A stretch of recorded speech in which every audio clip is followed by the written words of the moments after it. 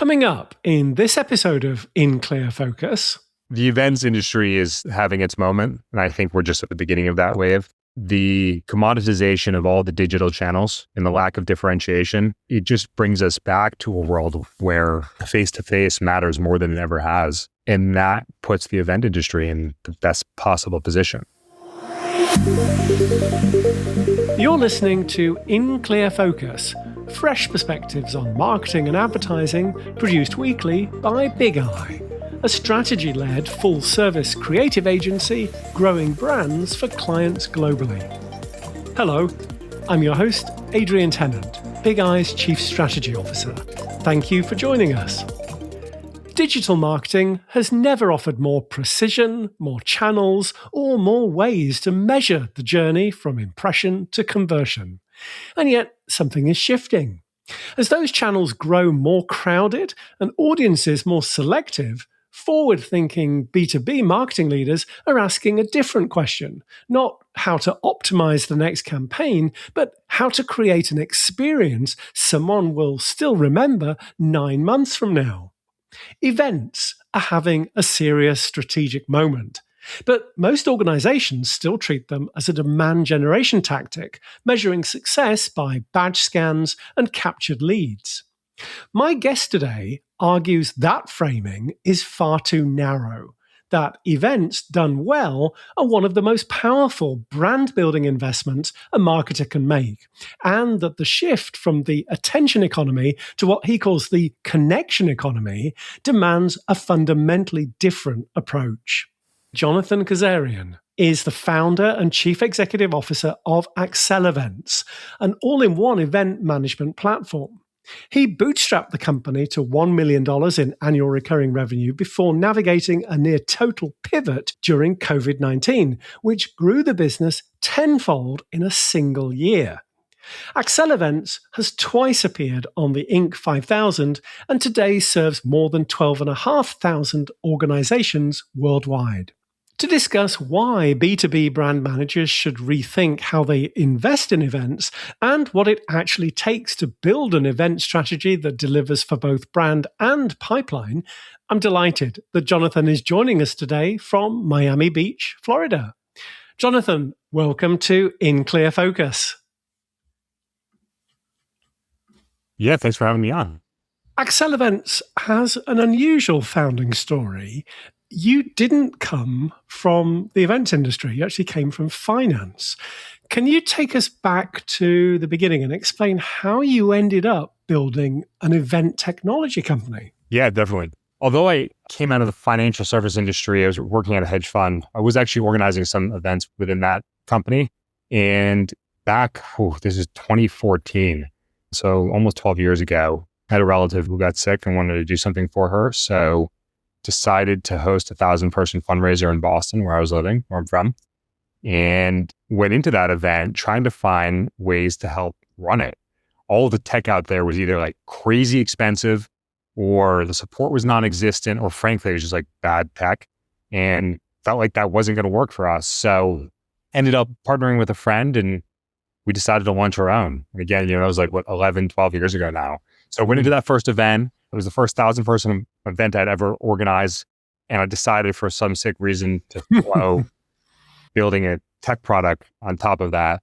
But fortunately, everything went well. And that was the catalyst. So I started getting a lot of demand from other organizers asking if they could use it. That's where it sort of turned into a company. At that time, we were focused on the fundraising space, but very quickly we moved into corporate and association. Your years in asset management and investment technology probably gave you a different foundation from most people who build software companies. How did that finance background shape the way you built Accelevents?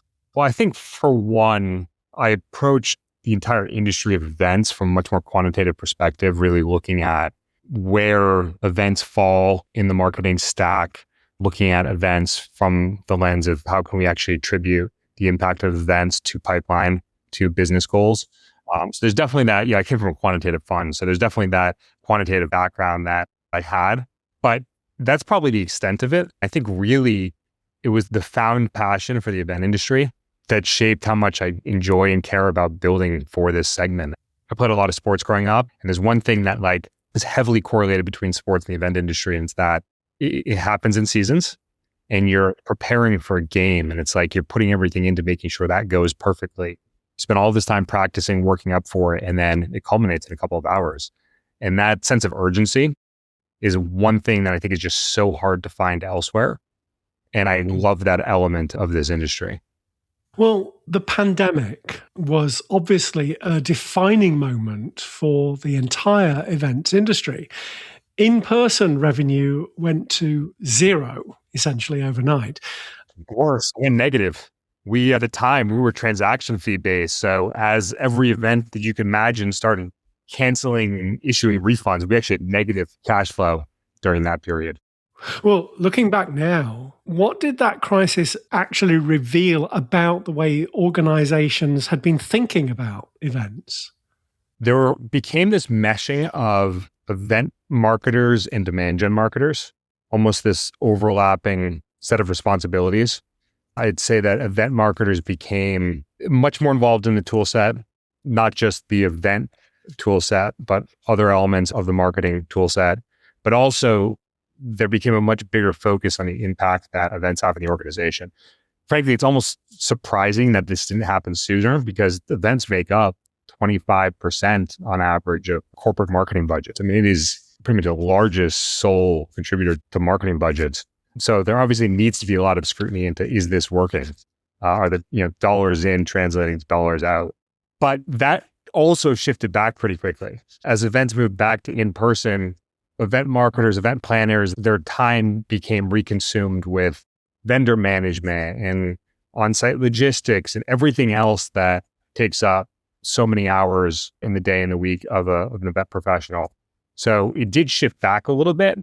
At the same time, there became this expectation from the top down, the CFO, CMO, CEO, that like, if we're going to spend this much money on a channel, we need to know it's working. So the expectations of an event marketer have grown significantly. And with that, the workload, but the team resources have not. Jonathan, I've heard you make a strong case that digital marketing channels such as search, social, email, and content are becoming increasingly saturated. Where do events fit in that picture? And why does the face-to-face format do something that digital simply can't replicate? Yeah, I mean, they are completely saturated, commoditized. It's to the point where it's just noise and we all blow past it today. The thing that people remember are the things that they feel, and they feel that from human connection.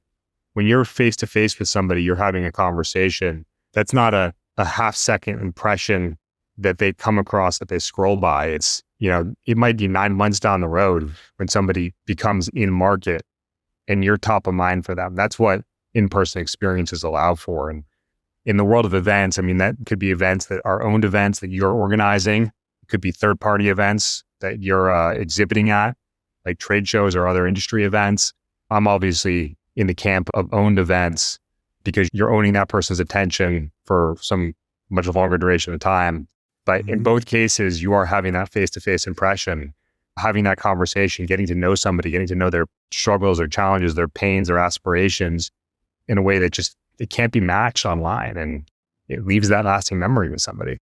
Well, traditionally, event investment has lived within demand generation budgets, has been evaluated on pipeline metrics, and has been attributed to revenue.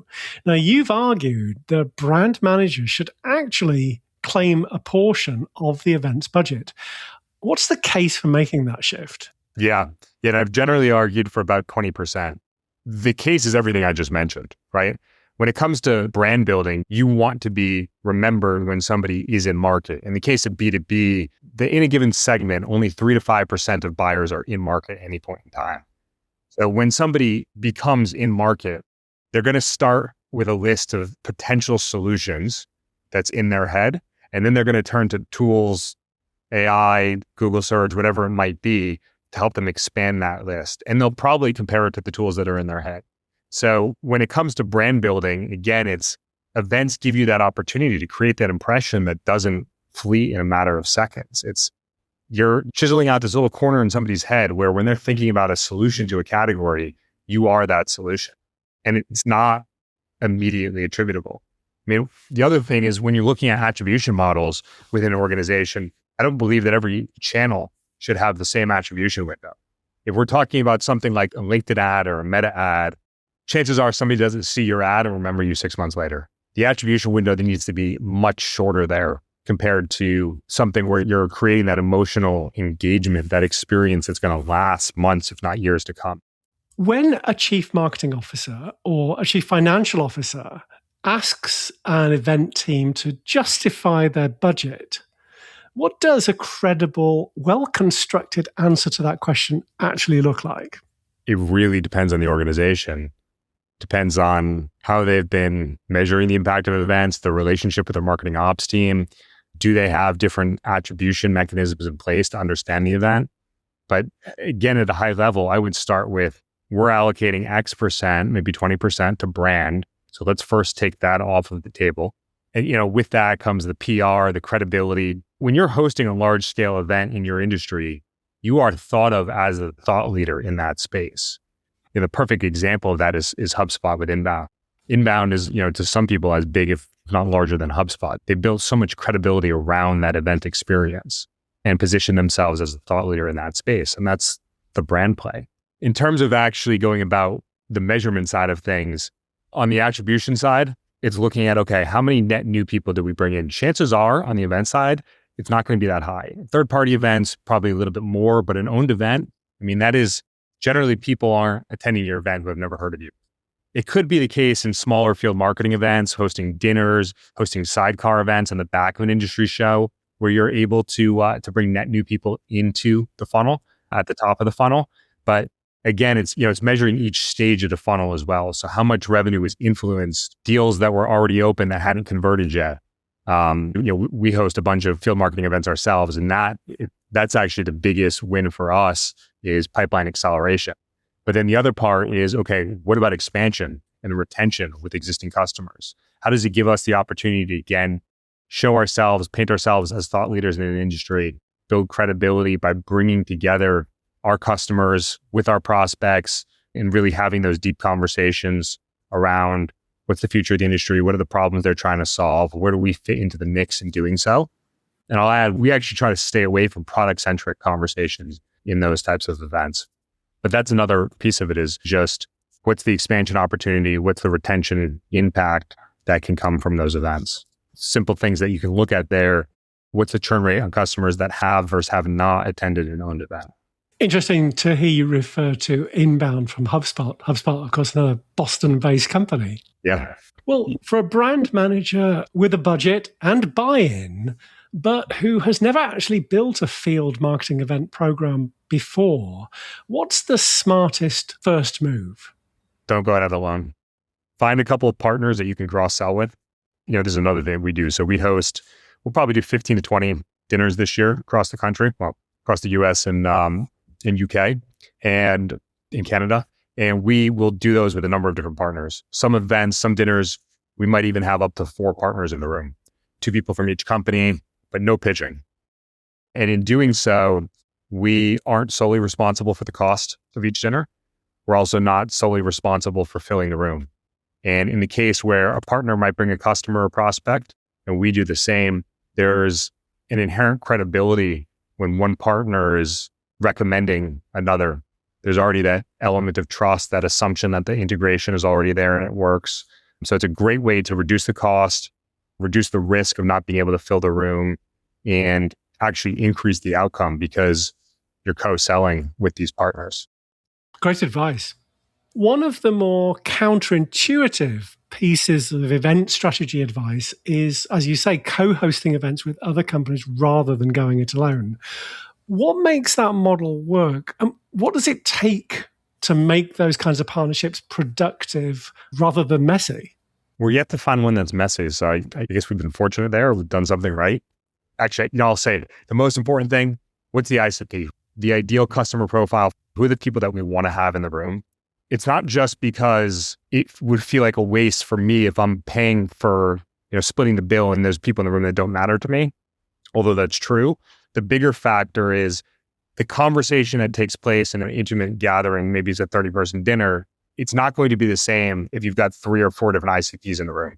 You need to keep it very, very niche, very, very focused. And that really creates the best possible outcome because you're taking people, in our case, we're inviting like senior director, VP, head of events at different companies. They don't have a counterpart within their organization. So we might go to a city like New York, host this dinner. We're bringing people together that they finally feel like they have somebody to bounce ideas off of. Somebody else is going through the same thing every day that they are, the same struggles, reporting up to the CMO, CFO, CEO. That in itself it leads the conversation to a point that becomes so much more memorable. And at the end of the day, we become the brand that is creating a community around that conversation, around that experience. When they think back to that thing 9 months ago that they learned, or that conversation they had, or that thing that they're applying in their own company because they heard about it at that dinner, it was our dinner, the Accelevents dinner that they hosted that at. Let's take a short break. We'll be right back after this message. Hello, I'm Paul Sloan, author of The Art of Unexpected Solutions, published by Kogan Page and the Big Eye Book Club selection for April. I've spent decades studying how the most transformative innovations in history arrive not from careful planning, but from unexpected discoveries, accidents, failed experiments, and chance encounters that only produce results because someone was curious enough to pay attention.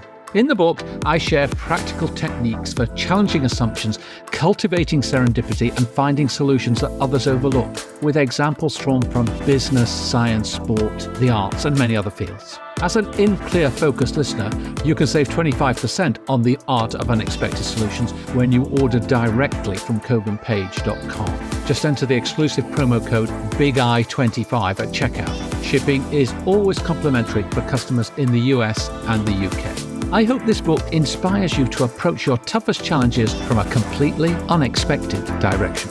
Thank you. Welcome back.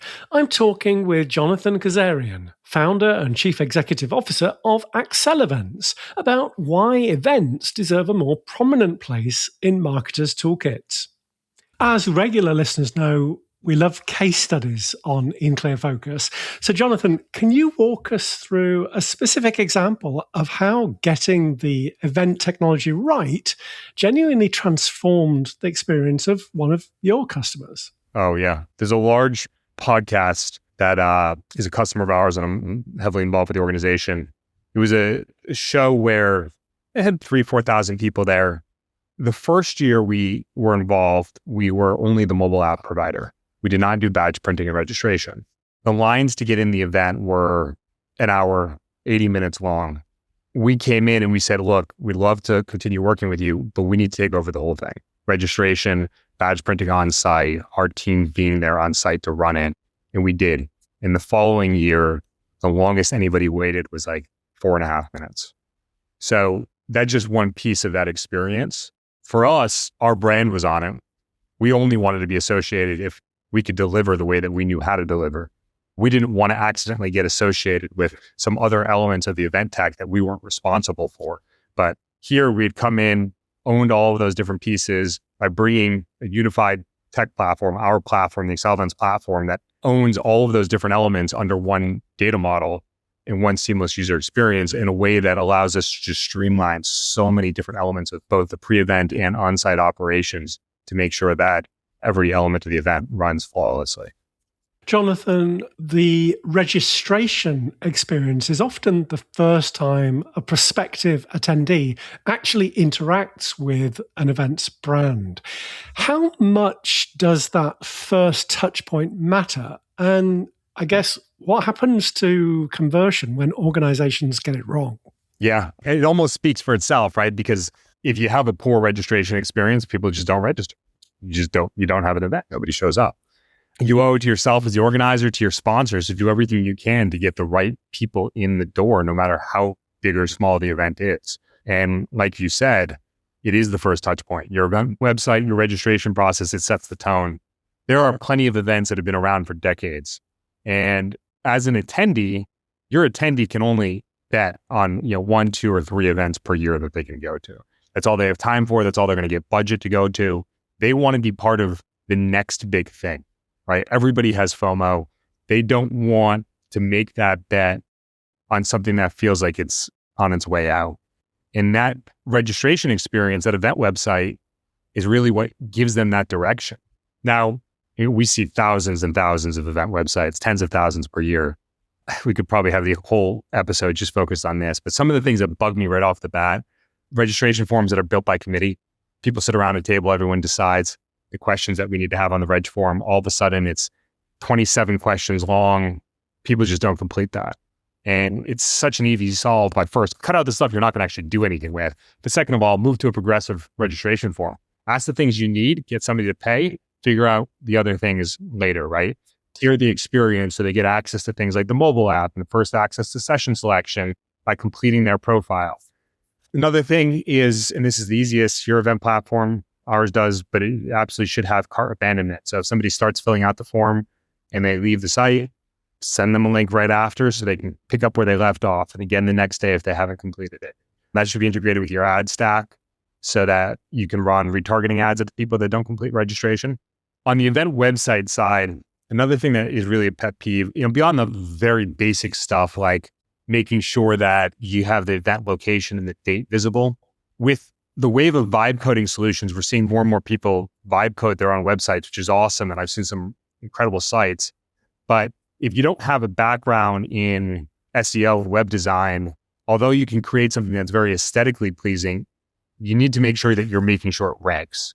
I'll see people putting like the location or the time as an image that they created in Canva. Google can't read that. It doesn't even know it's an event. Like people aren't using like the open graph structured metadata, so Google knows it's an event. There's just some things that an event platform like Accelevents has baked into the website building experience. So if you don't have the background there, use a tool. If you do, great.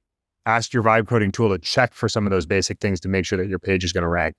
And then, from a more strategic level, some websites are designed for new attendees. Some are designed for returning attendees. Split your audience. You know who you're inviting that's a returning attendee. More than any other thing that you can sell, you know who's been at your event in the past. Create landing pages that are designed for them. Create different landing pages that are designed for net new people. Drive the traffic to the appropriate location. Because the way that you're going to message your event is going to be so different between the two of them. The people that have been there before, they know who's in the room. The people that haven't, they don't even know if the event is for them. You need to make sure that they know, hey, let them self-select. Am I part of the ideal customer profile for this event or am I not? And if I'm convinced that I am part of that profile, then lean into FOMO. Make sure that I know that I'm missing out if I'm not there because everybody else who's just like me is going to be there. Great advice. Much of the value that events generate, such as intent signals, engagement data, and of course, relationship history, ends up trapped in spreadsheets or siloed systems rather than flowing back into the customer relationship management or marketing automation platforms. Jonathan, what does good event data integration actually look like? Again, your event platform should handle that for you. Most data flows to either Salesforce, Marketo, or HubSpot. Part of an Eloqua is certainly there, and then there's a handful of other marketing automation platforms and CRMs that data flows into as well. But half the battle is getting the data in. The other half is what do we actually do with it? And I think it's even easier to solve the how do we get data in because companies like Accelevents do that for you. It's harder to think about, okay, now that we have this information, what are we actually going to do with it? And it's not just about first-party data like validating email addresses or phone numbers. There's 1,000 ways we can get that type of information for pennies. It's how can we build campaigns around this information? I'll use Inbound as an example again. If Inbound is hosting their event and they've got a customer who's on Sales Hub and Service Hub, but not Marketing Hub, and they see that customer is attending a whole bunch of second sessions on the Marketing Hub, what are they doing with that information? Right then and there, that should be getting flagged to the account manager that, hey, there's probably some interest from this existing customer in the Marketing Hub. There's an expansion opportunity. Here are the sessions that they went to. Here's some resources that you can follow up with. Maybe we should get them onto a free trial. And that's really where the opportunity falls. And, going back to your previous question around attribution, this is a great example of where we can look at account expansion through the lens of our event program or triggered from our event program. Well, we're living in volatile times. As you look at the event industry over the next 3 to 5 years, I know that's probably quite difficult at the moment, but what are you most optimistic about, or conversely, what concerns you? The events industry is having its moment, and I think we're just at the beginning of that wave. It's the same things that we talked about at the beginning of this conversation. The commoditization of all the digital channels and the lack of differentiation, it just brings us back to a world where face-to-face matters more than it ever has. And that puts the event industry in the best possible position. Now, that said, there are no shortage of risks, right? Fuel prices make it harder to travel and labor shortages. Like we can go through the whole list of economic inputs that can impact the feasibility of your event program. But at the end of the day, as a channel, it is the channel that we're investing most heavily in, and we're seeing the same from our customers. Now, inherently, there's a bias there because they're investing in us, but I don't think there's a better industry to be in right now. Great conversation. Jonathan, if listeners would like to learn more about Accelevents or connect with you directly, what's the best way to do that? Yeah. If they want to learn more about Accelevents, they can go to accelevents.com. We have 24/7 support that's staffed by real people. Come over, say hi. And if you would like to hear more from me, I'm very active on LinkedIn. You can find me. It's Jonathan Kazarian on LinkedIn. Look for Accelevents or look for Jonathan Kazarian. And I'm posting pretty frequently there. Drop me a DM. Perfect. Jonathan, thank you so much for being our guest this week on In Clear Focus. Thanks for having me.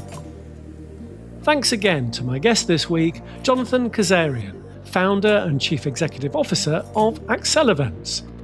As always, you'll find a complete transcript of our conversation with timestamps and links to the resources we discussed on the In Clear Focus page at bigeyeagency.com.